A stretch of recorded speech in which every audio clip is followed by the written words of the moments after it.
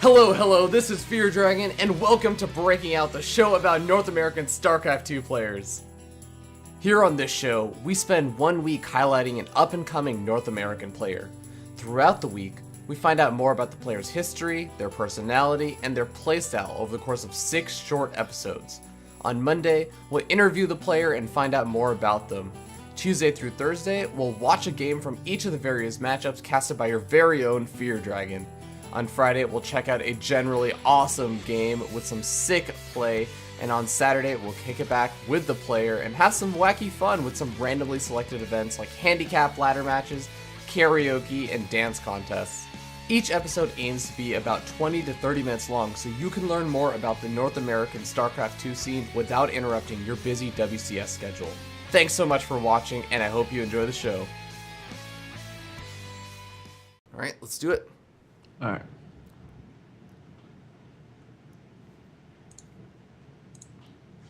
Am I supposed to say something? No. Sorry. Oh, yeah. Oh, yeah. I started the recording, and then I give it like a couple of seconds so I can cut out the awkward intro where I'm hitting keyboard buttons or key presses and stuff. Oh, I see. Okay. Yeah, Sorry. No worries. You're good. Hello, ladies and gentlemen. Welcome to Breaking Out, the show about North American StarCraft II players that you need to know about. Today on the show, we have a very special guest. He's going to be a Zerg player from Canada who's made his mark on the Canadian scene, but is looking to make his mark on the rest of the world. I want you guys all to welcome from Eternity Gaming. It is going to be NuBrGNi, the Zerg player. How you doing, man? I'm doing great. Hi, guys. Thank you guys for watching. Yeah. Awesome. I mean, it's great to have you on, man. And I just want to really quickly actually give a quick breakdown of the show for anyone who has not actually tuned in for it before. We actually have 6 days of content a week. So this entire week is going to be dedicated to Eternity Gaming's NuBrGNi. Monday, of course, which is today, we're going to be doing an interview with the player. Tuesday through Thursday, we're going to be doing a cast of each one of the different matchups. It's going to be a Zerg versus Zerg, a Zerg versus Terran, and a Zerg versus Protoss. And Friday, we're just going to cast an awesome game that NuBrGNi has sent us. Could be from any one of the matchups. And Saturday, we're going to relax, have some fun, maybe do some karaoke, maybe force NuBrGNi over here to dance. Maybe we'll ask him to chug a light beer, but we'll have to wait and see what exactly he's going to end up doing. Or just giving you guys that zoom in on his face so you can see how stressed out he is about that. But hey, man, you're here, and how you doing on this fine day? I'm doing all right. It's it's going good. Recently WCS finals was finished up in Toronto. Amazing time. Like the crowd was insane. Like I've been to a hockey game before, like once in my life, and the crowd's very loud. But like I wasn't expecting some kind of like that kind of crowd in in an esports event. Yeah. And it was exactly like a hockey crowd. Like I was asking the players, just like, dear, like, can you hear the crowd? Because like it was really loud. It's like, yeah, I heard everything. Oh man. Yeah, you're in a good place, man. Canada is turning out to be a really good place for esports fans and whatnot. Yeah, but Esports Canada does a lot of work for sure. They do a lot for us. yeah, I mean, you guys even had like a documentary going on, I think, at one point. Yeah, I think we have 3 actually right now. Wow. Yeah, it's kind of insane. Like there's one for Handrelisk, and there's one for me, and then there's one for Complexity's Rise at the time. Oh, nice. So I don't know when they're going to be released. But I know Handrelisk one is the most funded one right now because Handrelisk is the better player out of all of us, that's for sure. Oh wow, that's so funny that you say that because I know that you've beaten Hendrils a couple of times at least. So I beat him once at LAN ETS, and he got like. But basically, what happened was it was LAN ETS, and I was prepared, right? I was talking to some Koreans, and I was just like, okay, I need a build for ZVZ because my ZVZ is just like really bad, right? And I did it, and then he got really mad, like because I cheesed him, right? Well, I kind of cheesed him, but like he got really mad, and I got so scared because that was like my one. My first major tournament, right? In that tournament environment, and I just got so shaky, and then he 2-0'd me right after that first one. Yeah. Well, good try, man. But hey, okay, let's jump straight into it, and I want to ask you, like, who are you exactly? Why are you on this show? And tell us a little bit about yourself. Like, are you a student? Are you working full time? Are you playing Protoss instead of Zerg now? I mean, tell us a little bit about yourself. I am. My name is John Victor Kim. My handle is NuBrGNi. I reside in Toronto, Ontario, in Canada. I am a Zerg player. Right now, I am part time or trying to work full time, part time working because I need to balance out StarCraft and work itself. The reason why I'm on the show, I actually don't know, but to be honest, I don't think I'm that great. Not a lot of people like know me yet, or I don't like I definitely do work very hard, but if things just happen, I just take them as is. I don't expect anything from anybody. That kind of thing. Yeah, that's actually really fair, and I will go ahead and answer a little bit about that. NuBrGNi, guys, is a really, really awesome up and coming player. I've had the opportunity to actually see him play quite a few times in a lot of the smaller team leagues and stuff like the URTL and whatnot. And I have to say, like, actually, you're one. I've had the most messages sent to me about actually bringing you onto the show, just because a lot of Oh, people really? definitely are big supporters of you, man. So don't sell yourself too short. But so Oh, wow. so That's sorry. amazing. Are you a student or are you working full time? I was a student for a bit, and then right now, I just decided to take some time off, right? Because it's not something I wanted to do, right? Hmm. Originally, it was for computer engineering, but for me, I can't stand I can't stand to be on the computer for endless hours programming, Yeah. and it's just really tedious, and I really don't like it. Yeah, So I'm just deciding to switch over to something else. I'm sure it's also kind of like a health thing, like where you're already playing Oh, yeah. StarCraft, you're spending all the time there, and then if you're also working on the computer, it's like you're spending your entire day on the computer. So, Yeah, it's not healthy at all, right? Oh. oh, you're telling that to me. I'm a software developer. Oh, Uh, yeah. oh no, it's all good. So cool. And what kind of a job do you have right now? Job right now, I'm just a retail associate. Well, basically, I'm a consultant. So if you have a issue with your electronic devices like iPads, computers, the different types of between like Microsoft products and Mac products, cameras and digital audio kind of stuff, I'm the guy who pretty much finds what the problem is, what you have, Hmm. or how to fix to get you the best performance and stuff like that. Because like for technology, I've been like, tinkering around with it since I was a kid. So I'm just very tech savvy. So people say. It's a good skill to have, man. But yeah, so let's kind of jump into your background on esports. Like, what got you involved? Is StarCraft 2 your first esports game, or did you get into like Warcraft 3 or Brood War, or I don't know, World of Warcraft? What? Wow. For me, it all started with I guess like the Mario for the NES, right? And then Duck Hunt when I was a kid. And then slowly I started, playing Brood War for a bit. And then I wanted to go pro with that because I think I was fairly good. I think I reached a B minus or so on there Oh wow.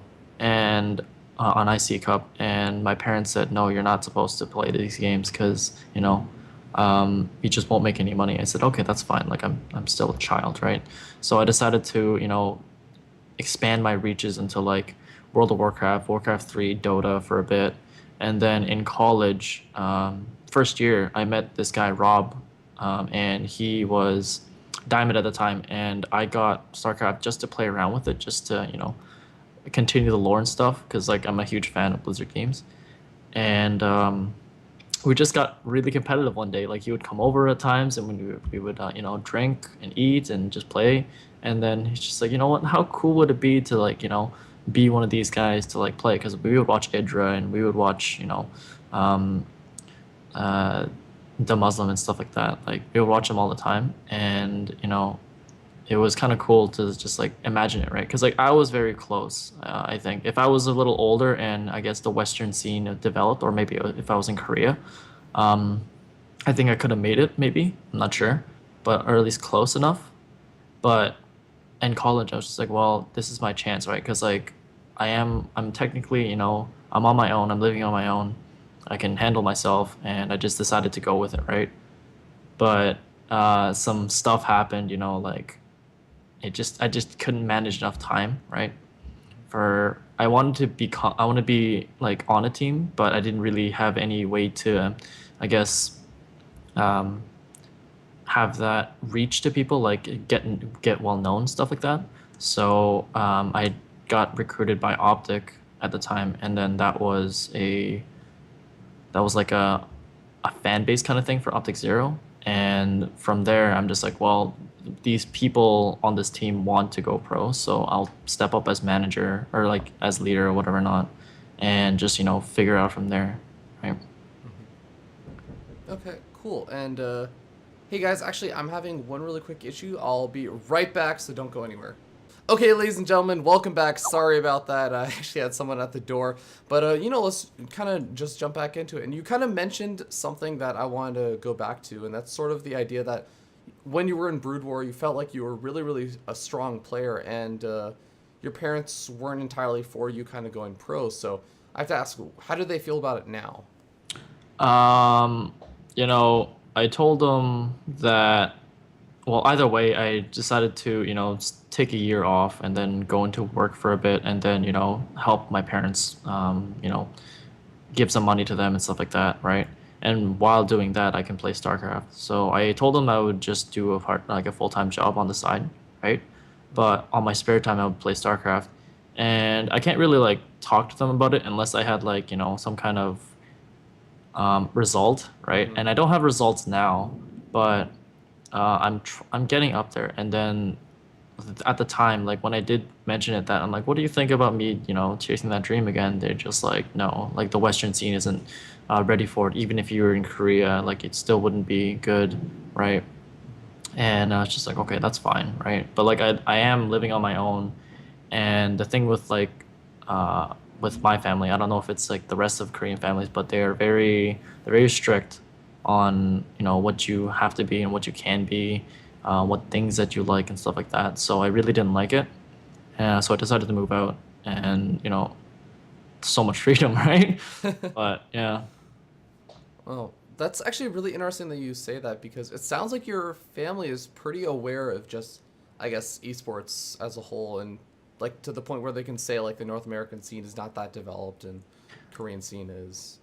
Well, they're just saying a lot of stuff. Like it's mostly my mom, right? My stepdad at the time, he like we would watch Jaedong, like we would download like casts of Oh Jaedong wow. and the rest of OSL, and every time I would come back from school, I'd always watch that, and it was a lot of fun. But my mom just talks a lot of stuff, but she knows that StarCraft 2 was pretty big in Korea, but you have to be one of the best to actually survive, right?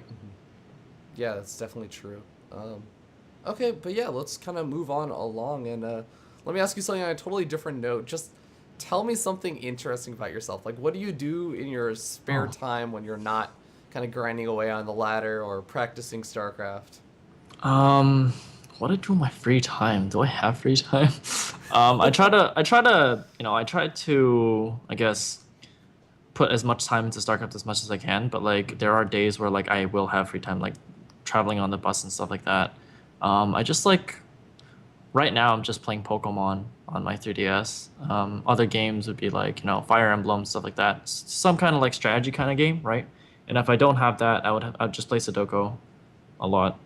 But like I like relaxing and just listening to music a lot. I like having a vast library of like just music, right? Hmm. So I just like collecting things, I guess. I'm a hoarder. All right, that's your interesting fact. You just named it. You're a hoarder. You got to live with that one. That's fine. That is fine. No, it's okay. They're actually I'm totally with you on the music stuff, man. There's some really awesome music. Do you collect video game music by any chance? Yes, I do. Oh. But I just haven't had the time. Like Hmm. whenever I have the chance to like just take it up like bits and pieces, right? I will take it. But like listening to video game music will give me like it'll reminisce a lot of Hmm. stuff. But it's just I can't listen to it all the time, right? Hmm. So I have to have it in like phases or Yeah, like yeah. something. Well, if you're ever looking for some, I'd highly recommend the Humble Indie bundles since they always give you the soundtracks now for a Oh bunch yeah, of yeah, games. yeah. Those are awesome, man. But kind of moving back to your life, I guess, is let's kind of talk a little bit about your current status in StarCraft 2. I mean, what would you say up till this point has been your biggest achievement in StarCraft 2? My biggest achievement, I felt, well, result wise, I think fourth at LAN ETS. I could have gone farther, but I was disqualified. Some issues with the admin telling me my matches at a wrong time. Oh wow. But I felt amazing at my first tournament for the Untouchables LAN. Hmm. DDE was there, and I was expecting Handreless to be there and stuff like that, but it was just DDE. And the first round, I got DDE, right? So I got knocked out into the losers bracket, and this is the time where like I haven't played StarCraft in like 2 years. Like I've been just like Oh nice. halfing it, right? Like Hmm. work and StarCraft, right? And I wasn't like prepared at all for this tournament, but I just went anyway to see how far I went. And I made it all the way into the finals from the losers bracket, and I was playing like 12 hours straight. Like I'm just like I'm not going out like this, right? Hmm. So I decided to, I went up there. I got 2-0'd by DDE at the time, and okay, and then at the finals, I was just like, okay, well, the semifinals or something like that from the losers bracket finals or something. I was like, okay, well, this is enough. Like, I'm already here. Like, I'm shaking from all the coke. It's cold, like, cause Canada, we live in igloos, and I beat him in the set. Right, I beat him on a set. It was a 2-1. The first game was just absolutely insane. Like, it was on Ohana, and it took like forever. We like lasted until like the last drones, right? Like he flew away and everything. Like Wow. it was pretty insane, right? Like that game was pretty insane, and the rest of the two matches, like he took one because it was Shakiris or something like that, and then the other one I won the last set, or sorry, the last game, and then we went to the second set. And at that time, I'm just like, man, I've been playing for like 12 hours straight. Like I'm exhausted because like those games just take so much out of me, right? Hmm. And I'm just like, well, I hope he 11-11s me, like just proxy 11-11s me, right? So like I can just like go home, right? Because like I'm just like, you know what? Like I beat him in a set. That's huge for me. Like DD at the time was just like the number one Terran. I feel like in North America, right? Like he made Hmm. so much money off tournaments, and beating him in a set was just like really cool for me. And so it's just like, okay, I'll just let him 11 me, right? If he plays standard, then I'll just like play standard too. But like the Hmm. coincidence is that like he did 11-11 me twice that game, and I'm just like, you know what, screw it. I had my moral victory. Like I couldn't push my body any further, right? Hmm. So that's how it went, and I feel that moment I just felt amazing at that point because like it was the biggest accomplishment. Like DDE is a huge thing for me. Hmm. Yeah, and one thing that I actually want to come back to is the fact that you have gone and mentioned already a couple of Canadian LAN events, and I'm kind of curious. Like I've heard and seen a lot of results from you at Canadian LAN events, but I haven't seen as much anywhere else. Why is that? Are you just not kind of entering into a lot of other events, or have you had more issues when you're playing online versus offline? Tell me the story behind that. Um, I think everyone's very comfortable in online tournaments because they're at the comfort of their own home, right? Hmm. But for me, I'm practicing for offline tournaments because they are they're that's the one those are the ones that make actually the biggest difference because you're in a new setting, you're with people, you're on the main stage because your nerves get to you, right? Hmm. Online qualifiers, I don't want to like I've been trying to play them, but like it really screws up with my time because I would just know like 3 or 2 days like beforehand, right? And I can't really book off work for that kind of stuff, right? But if it was like a LAN, like LAN ETS, and just like it books it months ahead, right? And be like, I need this much practice time, I need this much travel time, and like just I'm very OCD kind of that way. Like I'm very to the book, and for offline tournaments, like I try to do it as much as I can, but like for me, like most of the time, it's like I come from work and it's just like, hey, you're in time for this all-in qualifier. I'm just like, man, I am exhausted. Canada is cold. Like Canada is actually really cold. Like when you're playing, like for me, I don't know, maybe I'm just not adjusted, but like for me, every time I like try to play as much as I can, I just can't play. And then if I play too fast with the cold fingers, Hmm. my carpal tunnel starts to act, right? So I can't really do that. But like it's usually I'm either working or I'm just too tired to play because of work, or just I just don't. You just can't. It just doesn't work, right? Hmm. I want to play. I want to play in online qualifiers for sure, but I could spend all day in a qualifier waiting for the next guy, or I can do some practice time, like Hmm. slam out like 50 games within like 4 hour periods or whatever, not compared to just waiting for a tournament. And like the winnings for a tournament, it's very big. I understand that like the results is what I want to achieve, but like I can't afford to sacrifice, real job money, like an hourly pay for, you know, like a first or second place for StarCraft, right? Hmm. That's like an online qualifier kind of Yeah. thing. Okay, that makes a lot of sense actually. And I think that's a pretty good answer. So tell me a little bit more, like, what does your normal day look like right now then? My normal day, basically the work schedule's been like out of whack lately because it's the holiday season. And but if I have like a solid schedule, like it's just like you work these days, like no questions asked, right? Unless you book them off, I'd be like waking up every day in the morning at 8 o'clock, shower, go for maybe a 15-minute run or so, or a 10-minute run. I don't know how if I'll die or not, but um, I'll do some exercises, come back, eat, and then play some StarCraft. Then by lunchtime, I eat again, and then play StarCraft, and then that kind of thing. And then if I have work to go to, I can go to work, right? Because Hmm. I was at the time I didn't have a job for a while, so I was doing that kind of schedule. It was on a very strict schedule. You know how like bodybuilders or like athletes have very strict training schedules where it's just like you wake up at this time, you eat at this time, you will have break time at this time, kind of deal, right? Hmm. And I had something like that, and getting used to that kind of thing was because like for me, like I'm sure everyone else does this. So it's just like I just want to play StarCraft, so I'm just gonna play, right? Hmm. So like that's pretty much everybody. But adjusting to like a strict schedule kind of thing, it's very hard. But once you adjust to that strict schedule, it does wonders for you for like I was a very angry guy at the time. Like I was very upset about like, how I wouldn't achieve as good, right? Or Hmm. my results weren't as good, right? Hmm. So if I lost to something that I should have not lost to, I'd get very upset with myself. But now that like eating properly, waking up properly, just doing everything healthily, right? It really changes your mindset, right? And I feel like StarCraft is a game where it's 99% mindset, and the 1%, like if the 1% left is the mechanics, right? And I feel like Koreans have a perfect mindset and have perfect mechanics too, right? So for North Americans, if they don't have the 1% mechanics perfect, right? How can they even compare to Koreans, right? Like that's why I feel like a lot of people aren't doing so well with Koreans, right? Because online qualifiers is just like, okay, I'm ready to play because I just feel like it, right? Instead of just preparing, going through the mindset, it's just like, okay, I don't care if he does this, I'm just gonna scout and win. If he cheeses me, I won't get angry, just play to my best, right? Hmm.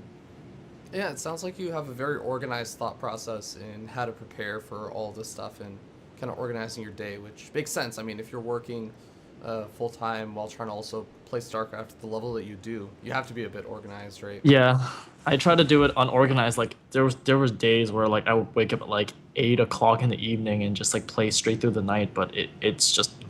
god awful for you, right? Yeah, you can't keep that up for very Yeah, you long. can't. Well, it's just like I haven't had sunlight in like 2 weeks, and I started getting really depressed. And Oh, then that once vitamin once D. like yeah, like I didn't know. Like I'm not very like educated with like that kind of thing, right? Hmm. So there was this one day where like I just stayed up the entire day, and my friend happened to be like, "Hey, let's go out for drinks." I'm like, I don't feel like going out to drink, but like he like came over to my house and just like dragged me out, right? I didn't drink, but like I saw the sunlight, and it really switched out my mood like immediately, right? Yeah, can definitely get a little bit cranky if you're indoor for sure. But yeah, let's kind of move on to the next topic, which is your team. I mean, you recently did join about a month to a month and a half ago. You joined Eternity Gaming, and Eternity Gaming Actually, mostly a European-centric team, and I believe that your only teammate is Hyperdesi, who you actually mentioned earlier before the interview. You've been on a team with before, multiple different teams. So, how exactly is that going, and does it being a European team while you're a North American player affect anything? I feel like I won't have as much practice with teammates right now. Hmm. I know that's the case, but I since I'm like waking up early compared to the North Americans, it's a bit different. I know me and Hyperdesi and actually Kalinov is actually from US too, but me and Hyperdesi are from Canada. Uh, us three stick very tight even after Optic disbanded.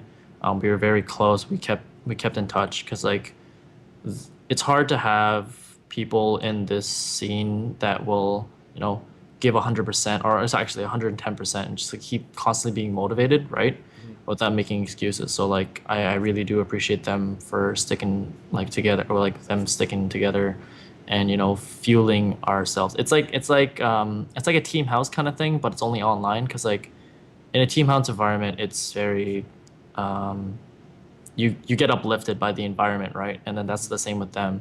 But for the European players, I haven't really actually introduced myself to all of them yet.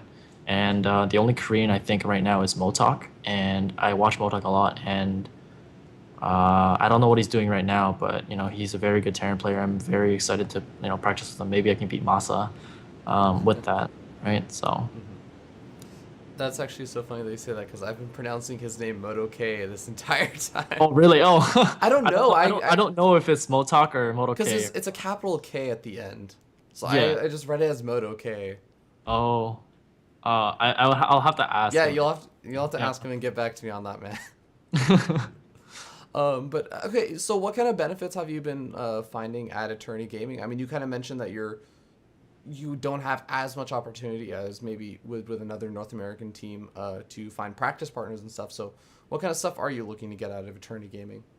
The stuff I'm looking to get out of is definitely the quality of the players, just Mm-hmm. like Motok in general. Like I wasn't actually going to sign with a team at all after UR being disbanded, Mm-hmm. and I just didn't want to deal with that kind of stuff at the time, right? But um, me and Hyperdesi and Kalinov, we were talking about it. And it's like Eternity sounds pretty good. Like they have decent players. Like they got Motok, they have Lollipop. I don't know if they still have Lollipop at the time, but they have Karen and Asmato from Europe. So like it's way better than what we would have practice with. Because like having practice time with Koreans, right? It's definitely very hard because you would have to stay up until like 2 or 3 o'clock while they're like ready to go when you're just like exhausted, right? Mm-hmm.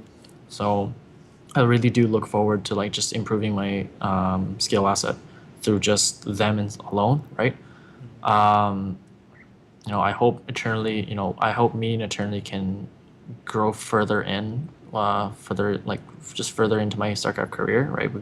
I hope we can grow together, and hopefully they can send me to Europe, or maybe we can have a European team house, and then from that point, that'd be really cool, right? Because like the European scene is very strong too, Mm-hmm. right? I think it's stronger than North America, but I would really like to have like some kind of team house going on. But definitely like it has to be worked for, right? So I'm doing everything that I can. I guess I'm pretty sure we're all doing what we can to get that achieved because like this team is very organized, I would say. Yeah, that's great to hear actually, and it kind of seems like it fits your sort of style as well as you seem like a pretty organized player. You kind of have your shit together. Yeah. Um, but yeah, cool. So let's jump into the fun stuff now. All right. So we're gonna do a hypothetical situation. Did you play World of Warcraft at all? Yes, I do. I still played a little bit, but Oh I don't no. want to play. I don't want to pay for it, right? So I just Uh. been like mooching off some people. Okay, okay. So do you play in a role playing server? No, I play in a Okay. PvP Okay, server. that's okay. I didn't play in a role playing server either, but we're gonna role play a little bit, okay? All All right. right. So hypothetical, RPG. This is the little backstory. This is the information that you get right before you begin a novel. Um, so Dustin Browder is he's playing his regular daily game of Zergling basketball. You take a little Zergling plushie, you dunk it, and he keeps doing that until suddenly Hydralis just shoots the spine at him while trying to defend him against the dunk, and he takes catastrophic, terrible damage. All And right. what ends up happening is Dustin Browder is no longer able to do his job at Activision Blizzard. So they say, you know what? Hey, we need to find someone smart. This kid NuBrGNi, he seems to know his stuff. He seems pretty organized. We're gonna put him in charge of Blizzard. What do you do with this newfound power? What changes do you make to WCS, the ladder map pool, game balance? You can force David Kim to wear a really awkward-looking beanie. I mean, what would you do with this power? Wow, this is a lot. This is so much. The first thing I would do is, to be fair, like North American region has to be locked, right? Either you have to be a permanent resident or a citizen there, right? And if you are a citizen of another country, you have to stay in Canada within at least 3 months or something like that. So I don't know how the government works, where you can like stay in Canada as like a like a resident or something like that, or like a temporary resident. So like as long as you're a temporary resident, that'd be all right. Because like when I faced Masan in a Canadian qualifier, he was just visiting, and then he took me out in a Canadian qualifier only, and that really got me mad. And like B playing against like Code S players in the beginning of like a online qualifier to get into WCS is complete stupidity. But it is good practice though. I can give you that. But like I'm here to, make a name for myself, but I'm getting like slapped around by Code S players, and they already have those achievements. Why can't why don't they have another qualifier on their own kind of thing, right? And then David Kim, I haven't met the guy. I'm sure he's very nice and practical and stuff like that, but I don't know what the balance team is thinking right now.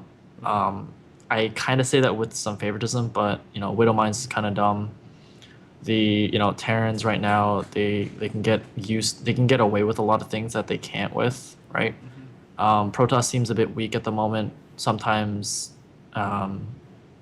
sometimes, right? Without Void Racer and Colossus, without that big death ball kind of deal, right? I feel like they're very weak, and just like without the Colossus and Void Ray aspect, Mothership Core, the photon overcharge is a bit silly too. But Zerg is getting silly too. Muta regeneration. I was perfectly fine with the Muta design back in the day, right? Like it didn't have to be faster. It didn't have to have ridiculous healing, right? You have to have them. You have to baby them, right? Like that's how you won games. Like you have to be perfect, right? But now it's like even if in a sense, like you used to baby them before, but now you can be very aggressive with them. So you can lose a few or take a lot of damage with them, and then do more damage in general. And like if you're surprised by mutas, then it's pretty much game over at that point. Yeah, that's a pretty interesting way to put it. And you say in Protoss this week, would you like to see the Dark Templar buff back in, the speed buff? Oh god, moving no! as fast as a Stim Marine? That was a bit ridiculous. I was just like that seems absurd. Like that's going to get removed. The tank fire, like all the stuff that is going to that's supposed to happen. I don't think it should, because like again, I don't blame them, but like they want to trial and error things, right? Yeah. But don't go to that degree. Like why? I don't know why Dark Templars need a speed buff. Like them alone, they're very strong indeed, and they have map control. Yeah. I haven't heard anyone complain about Dark Templars. I think a lot of people are kind of finding that a little bit out of the blue. Yeah, it's again, it's a surprise element kind of thing. If you're not ready to be on top of your game and like dots and you don't scout it right, then again you deserve to lose, right? Yeah. But I do feel like the cost of the Dark Shrine is a little too cheap at the moment, right? But as a player that wants to go pro, you have to not complain and just figure it out, right? Yeah. So I don't really focus on that kind of stuff. Yeah, I think that's actually a really good mentality to have. I mean, I can't remember who said it, but someone kind of said, like, it's not your job to actually do the balance. It's your job to figure out what to do with it. So. Yeah, exactly. Yeah, cool. So, actually, you know what? Let's just move on to the next topic then. Sure. So, let's talk about actually your gameplay in the 3 matchups. So, let's just kind of go over them. Like, how do you feel about each one? And we'll just start with ZVZ for the heck of it. Oh God, ZVZ. My ZVZ. You know what? My ZVZ is really, really bad. Because I was a Zerg player from the beginning of StarCraft 2, and I would see no Zergs at the time. All I faced was Terrans and Protoss, right? Oh man. And then suddenly, the Infestor patch hits or something happens, right? And then I see the flood of Zergs, right?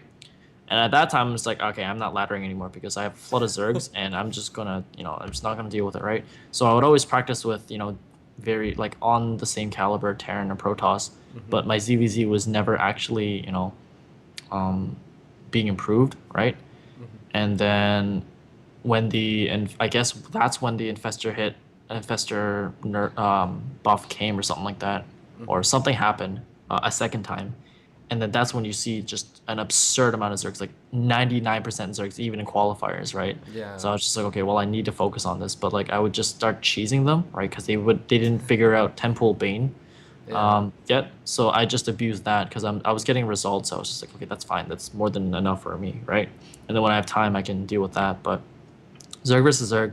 Still to this day, I still try to, I'm trying to build it from the ground up, but it's changing ever so fast, right? Because like once I started being like, okay, LAN ETS, it's before HOTS comes out, I'm going to learn this matchup, right? And I did learn it, but now because of HOTS, it's a slight difference, Uh-huh. right? So I have to relearn it all again, right? And I just haven't had the time to, do that. It's for some reason Zerg versus Zerg just doesn't like it just doesn't work in my mind, right? Hmm. It it just doesn't. I don't know, like it just doesn't click into my head, right? Hmm. Okay, well, let's move on to a matchup that you actually do feel a little bit more comfortable with. And I'm gonna try and take a guess. I'm gonna say Zerg versus Protoss. Protoss. It's I enjoy Zerg versus Protoss actually. Hmm. I still think that the snowballing effect, like the War Prism mechanic, is kind of weird, right? Hmm. But overall, the goal of Zerg versus Protoss for the Zerg side is to chip away at the army or chip away at the economy and then take bases yourself, right? Because you need to trade as effectively as possible. But it's very hard to do that with smaller maps because then you can just march across the map without time for you to remax, right? Hmm. So a lot of players do a lot of muta switches and stuff like that. It's very you got to play with the Protoss's head for sure. It's more of a metagame kind of thing, right? Hmm. So if you can get inside the Protoss's head, then you can most likely win, right? But if you're scared of the Protoss and what he's gonna do, right, that's I guess that's where you would lose, right? Hmm. But it's also like a coin flip because if you're not scared of the Protoss, you can do like a two base all in, and Yeah. then you can get crushed for that. So it's definitely like you have to play the player rather than the Protoss, like the race itself, right? Hmm. That's a really interesting way to put it. It is a very, in a sense, metagamey kind of matchup, and Yeah. a lot of thought kind of goes into that. But let's talk about Zerg versus Terran then. As you know, I hear a lot of other players kind of say like Zerg versus Protoss. It's sort of the metagaming. There's a lot of tech switching going on, everything. Whereas Zerg versus Terran, I always hear that idea of, well, on the negative way to put it is stagnation. The positive way to put it is it's a very standardized matchup where you know a lot of other things come into play. So how do you feel Yeah. about that? Zergus Terran was always my favorite matchup since Brood War, right? And Wings, I never used Infestors unless like I was facing like Koreans, right? Where I needed to lock them down, right? But most of the time I will be able to win with like Ling, Baneling, Muta, and then Ultra if I need it, right? Mm-hmm. But now the metagame hasn't really changed, right? Coming into like Heart of the Swarm. Mm-hmm. You just have to be more careful with your units. You have to spread out more. You have to learn the basic fundamentals of how to engage, right? I see a lot of North American players, even some European players that never engage properly, right? They don't wrap around the back. They don't flank or anything. They don't come from three different sides, right? They Mm-hmm. always go the funneling route, even though it's like a really big map, right? Mm-hmm. They always funnel their units in and then lose everything to Widow Mines and just like Widow Mines are freaking retarded. I don't want to deal with this right now, right? And like for me, I love CVT right now. Mm-hmm. Widow Mines are a bit strong, but that's on me to for them not to do so much damage and stuff like that, Mm-hmm. right? But I feel like it's very execution based for sure. there is a point where Terran gets a little too strong. Like I think that's just because the map design, right? Hmm. I think right now the game itself can is a bit balanced, I think. But the maps really do play a part. The Hmm. one thing I would change about like right now is just like the void ray concept, right? Hmm. Yeah, but like Terran right now is it's very decent. Actually, Mech is kind of dumb right now. Actually, Mech is kind of dumb because I forgot a Vilo. Um, Mech is very annoying. Like, just you have to play like a 3 hour game at least, right? Hmm. So it's very time consuming. And if you're just practicing just to play against Terran and somebody goes Mech, Hmm. if you don't have the patience to do that, they'll win all the time, right? Hmm. Yeah, it definitely requires a lot of patience to play against that style. But what would you say is kind of like your strengths in general as a player? Like, do you feel like you're a very big macro-oriented player or a micro-oriented player? Um, a lot of, I just play and people just tell me what I'm like really good at, right? So I Hmm. just like go by that. But like the most frequent thing people are telling me is like I have a lot of APM. So and if I see one mistake in a build order, like let's say you're 3 seconds late on your forge or something like that, like my first three lings can get in and like just it'll be like over at that point, right? Hmm. Like I'm that kind of guy where like if you make like one mistake in the beginning, um, I will take you out. Or if I Hmm. see like a mistake at the end where like you didn't cover your flank or something like that, I will take the game with like that, right? Hmm. Um, a lot of people compare me to Jaedong, but I don't think I'm really that good at all. Like they call me a mini Jaedong because like my ZVT and like how I play, right, Hmm. is very good, but my ZV is just really bad. So yeah. uh, that's so funny. Um, okay, cool. So it sounds like you, in a way, you're sort of a reactionary player where when you spot the mistake, you'll kind of customize a little bit of your game plan to punishing that mistake. Yeah, like I usually do go into the mindset of just like I'm going into a macro game, I'm going to the macro Hmm. game, right? But then if I see something that you're trying to be really greedy, I'll just switch up my style and just like I just like kill you at that time, right?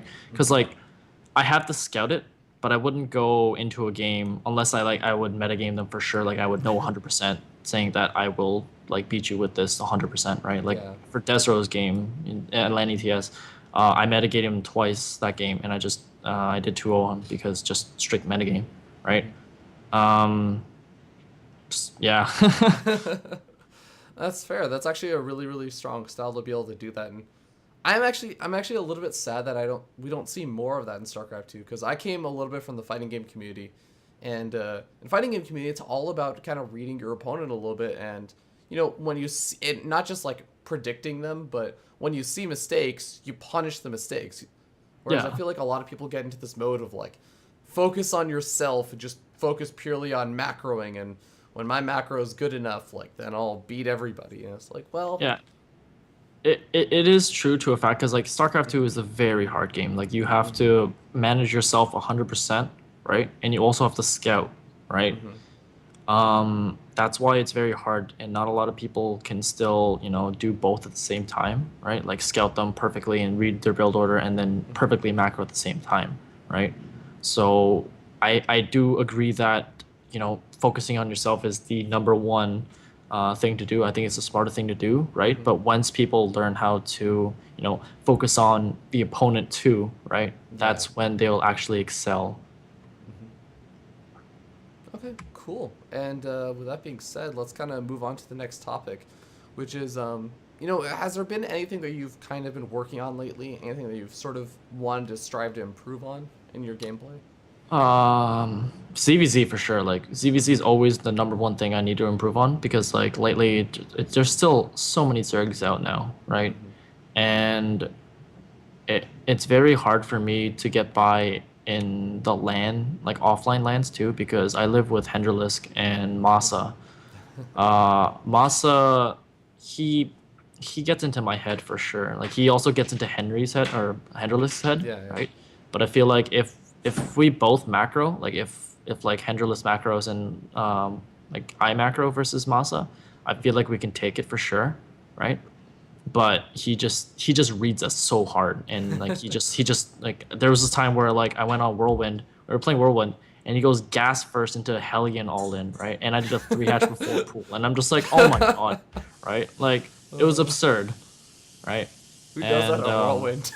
yeah, and it was on Whirlwind. And I'm just like, yeah, he's not gonna do this. Like like he's going to macro against me. Come on, like I expect him to macro against me, right? And it's like, no, he's gonna like gas first into Hellion all in. And it's just like, oh man, it was absurd. Like he even pulled the Marines too, and I'm just like, wow, like he just read me so hard, and like it was really bad. But like again, living with Henderlisk in my qualifier, right? There's also a Stoji. There's Jig in the other in the other Yeah. province, right? So there's a lot of Zergs around here, and it doesn't help that my matchup versus Zerg is very bad, because if I hit a Stoji or Henderlisk or Jig in the first round, I'm pretty much out at that point, right? So I really need to work on those, for sure. Yeah, yeah. And I guess that kind of moves into my next question, which is, do you feel like you have any rivals? It kind of sounds like at least Henderless definitely appears to be a bit of a rival for you. Yes, Henry.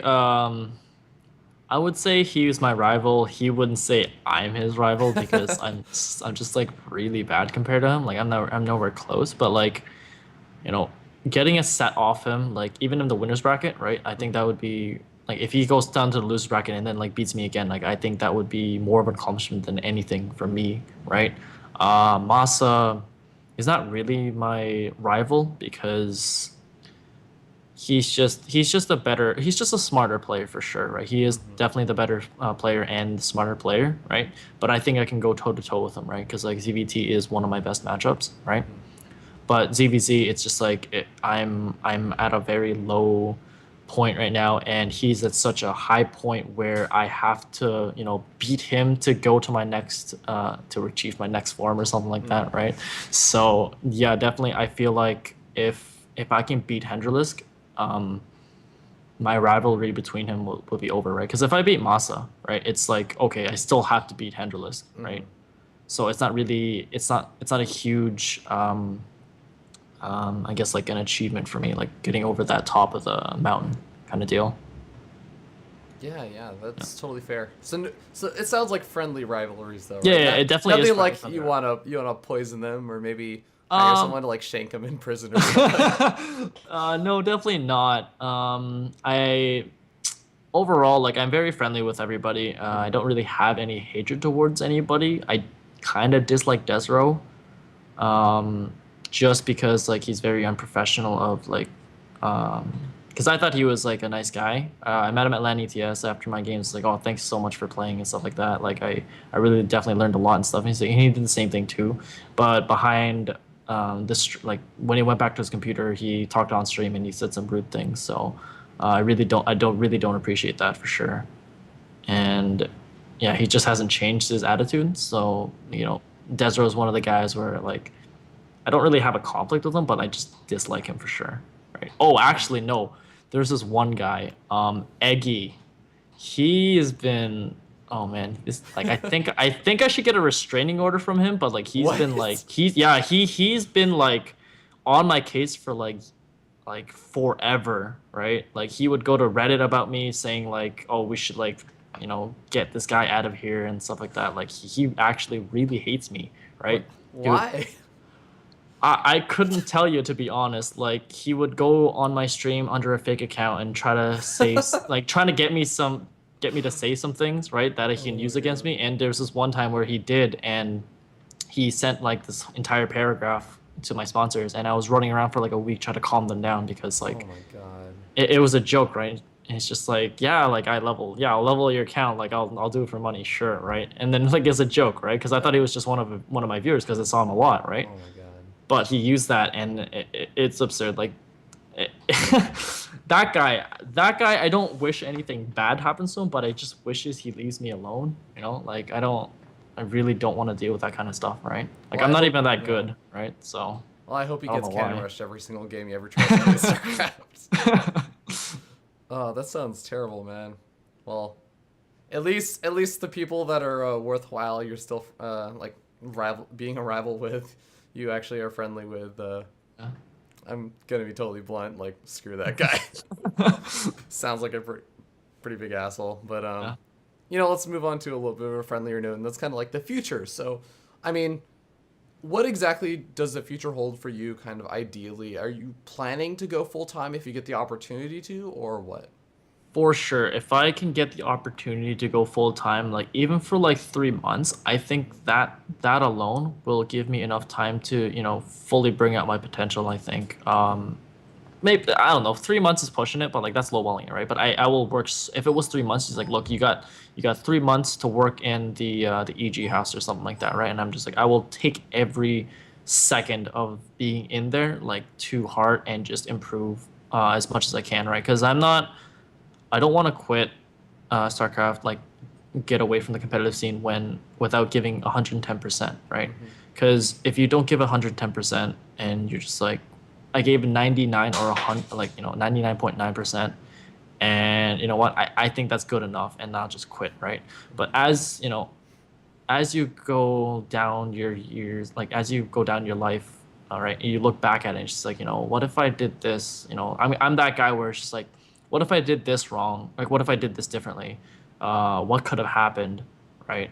I'm that guy. So like, I need to know for sure that every opportunity that I got, I had the opportunity to do something, right? I took the best decision, and if I didn't do 110%, then it's nothing. It's 0% for me, right? So I has to be 110% all the time. Mm-hmm. But like, I have like, if I do get the chance to play full time, then definitely, right? But overall, I don't want to blame not being able to go full time. My excuse to be, to quit, but I do plan to go. I plan to return to school eventually, right? Like I can't like forever like half work, half play StarCraft, right? Like I do have a limit, right? Mm-hmm. I don't know when that limit is. Like I don't know when that's gonna happen, right? But I really do like I really do appreciate all the support already people are giving me, and like the constant support, the new people I'm meeting, and the newfound skills I'm getting from all the players and stuff like that. So I really do hope that I do eventually go pro. It's been a dream of mine, and it's the only dream I think right now. My other dream was to meet Jadong, but I did that already. So yeah, like it's my one and only thing, and I'm the only one who can actually. I'm the decider of whether it can happen or not, right? So that's what I'm going to do, right? I'm taking every opportunity for myself. All right, awesome, man. And I have to ask, like, you honestly throughout this interview has come across so very much that you're a very, very hard worker. You've, despite the fact that you kind of sell yourself a little bit short, like, I think that you're still actually a really fantastic player. So why don't more people know about you? I actually don't know. There are like I try to stream, right? But like I'm like the worst case scenario for everything, right? Like there was this time where I had new internet. I was like, yes, I'm so excited. I'm gonna have new internet. I'm gonna be able to stream, right? But then I didn't happen to work for like 6 months, right? Mm-hmm. And then when I did get my new internet, my computer started failing out, and this is where I am right now, where it's just like I have really good internet now because I just recently moved places over, and I have like really good internet. I think it's the best I've seen in Canada. Like I have 150 download and like 50 upload, which is absurd, right? Wow. Which is like 50, like 10 times is better than anything else I've seen in Canada, right? But right now I can't really stream because my computer, like my laptop I play on, it's 3 years old right now, so it's definitely not able to play, right? So I've been using my roommate's computer, but then again, I have work, and he wants like I don't want to take too much time away from him because the only time I get to actually stream and play is because when he sleeps, right? Or let's say I have an account where I need to practice on, but like I don't have a Smurf account, right? Just like those little things, I try to work around, right, as much as I can. But there's some days where it's just like, you know what, your computer doesn't work, your internet doesn't work, and you don't have money to go to a LAN cafe or something like that. So you keep try to make the best out of it, right? Mm-hmm. Because I used to be one of those guys where it's just like if the bus told me to come at 1:45 and it didn't come until like 5 minutes after, right? I would be on that bus just complaining how why is this bus late? Like I am 5 minutes behind. I'm 5 minutes behind. I'm gonna be late. I'm gonna be late. I'm gonna be late. And I would be so stressed out. to the point where I just, it was really unhealthy, right? Mm-hmm. But one day I was like on the bus, I'm just like, why am I complaining about 5 minutes? It's not my fault that the bus was late. I was here on time. I was actually early, but the bus driver was 5 minutes late. So it's not really my fault that, that I'm late for work or I'm late for something else, right? So at that point, I'm just kind of like, um, I was just more, I was less stressed out, I guess, right? So I try to apply that for everything. If I did everything I could and if it's out of my hands, right, then there's no reason to stress about it, right? Yeah, I think that's a great mentality to have on life. I mean, you're just gonna make yourself more, as you said, stressed out or upset Yeah, for something that's out of your control. right. But cool. And I guess a final question is just gonna be, where do you see yourself in 2 years? Are you, um, 2 years. like still wrapping up your degree? Are you going full? Are you actually full time at that point? Like, what do you think? My heart tells me to go full time for sure, but my brain tells me that I should go back to school, right? Because like I have a lot of years of school down the road. Like I have to finish my business degree and then take study for my LSATs for about 1 or 2 years, and then go into law school, and then from there I get my own practice and stuff like that. Like I have it like set out. It's just like right now I am taking a lot of time away from that for StarCraft because I do want to become one of these guys, right? Mm-hmm. Um, so my heart and sometimes brain says yes, go full time, but without the opportunities in North America, right, it's very hard to do that, right, to achieve that dream. So I hope the North American scene, picks up, or the fan base. I think the fan base is doing everything they can. It's just a scene, right? Like Blizzard is definitely making a mock of things, and who knows? Like maybe it'll be fixed within a few months, right? We'll see. Mm-hmm. Yeah. Okay, well, fair enough. But with that being said, guys, that's gonna pretty much wrap up the interview. And I just want to ask NuBrGNi, do you have any shout outs that you want to give? Yes, shout outs to Eternally Gaming, my team, and the sponsors Esports, Clothing, A Data, Antec, Ozone, and Snowblind Designs. Thank you for all of my fans, friends, and family for supporting me through this time. I wouldn't be here. I honestly wouldn't be here without you guys. And thank you so much to Hyperdizzy and Kalinov, so also known as Valden and Mark. They've been a really good family to me because I don't really have a family to go to, right? Mm-hmm. So I definitely do treat them as family. So those guys are like the best, right? And shout out to you for having me on the show. Well, thank you, man. Big hearts out to you. But I mean, where can people also catch you at? Like, you mentioned that you tried to stream and everything, but I'm sure you also have Twitter and whatnot that you can Oh give a yeah. shout out to. You can follow me on twitter.com/NuBrGNi. So it's NuBrGNi. I know it's a weird spelling. On Twitch, you can find me at twitch.tv/NoBorghini. Yeah, like I'll post links to it in the Twitch chat if you're watching this on Twitch. If you're on YouTube, the link should be just below the video. So please go ahead and check them out. And also have links over to Attorney Gaming's Twitter, etc. Over there. So be sure to check out the team as well. But with that being said, guys, if you guys enjoyed this interview in any capacity whatsoever, please consider following me over here on twitch.tv/FearDragon64, or check out the VODs over on youtube.com/FearDragon64 and subscribe to me over there.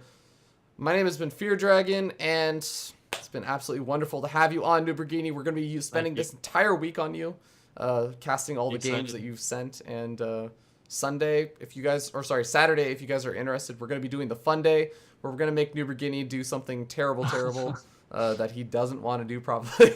I do have some 10-year-old whiskey somewhere around here, so we can probably do Ooh. something with that. Yeah. Ooh, that actually sounds. Oh man, the ideas are coming. Well, we'll see. But yeah, guys, please tune in for that day, especially if you want to get NuBrGNi's thoughts on the actual games that he's submitted. We're going to be going over them and talking a little bit more about them. But guys, it's been wonderful to have you, NuBrGNi. It's been wonderful to have you, and It's been hope to wonderful to also. be here. Yeah, we'll hope to see you all tomorrow. Have a wonderful night, guys. Good night, guys. All right, guys, we have one last shout out to give. Who is it, NuBrGNi? It is a huge shout out to Esports Canada because they do everything for Canada for esports. Make sure you go check them out. For Esports Canada, Facebook/Esports Canada, Twitter/Esports Canada, right?